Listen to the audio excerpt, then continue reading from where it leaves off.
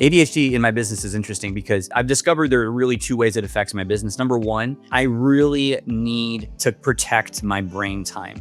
When you wake up every day as a person with ADHD or someone who's neurodiverse, you have less brain energy than the neurotypical person. And so what that means is people with ADHD have to be very, very careful how they spend that energy throughout the day. And they might actually be spent by noon, by 1, whereas the average Joe is completely at 0, maybe by 5. So I have to really protect my time as an agency owner and really do my best work in the morning. And I can't really put in too much work that's not in my strengths because that saps me of my energy even faster. So that brings me to that second point. I have to hire a lot more people sooner than the average Joe to be able to compensate for my weaknesses, because there's all sorts of things you have to do when you run a content agency that I don't really enjoy. I like the content creation aspect. I like the business development aspect that I've had to hire out sooner rather than later, even if it's just a few hours a week with each contractor. And that's been a challenge, but also a huge blessing when I look back, because it's like, oh, wow, I'm able to be ready to be able to scale my business probably sooner than the average Joe, just because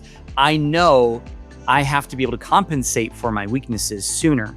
Whereas maybe the average Joe neurotypical might think, oh, I got this. And they might run with that system for years doing everything themselves. I know I just can't. I have to protect my energy every day. Otherwise, I'm a zombie by the time I show up to hang out with my wife and kids at the end of the day.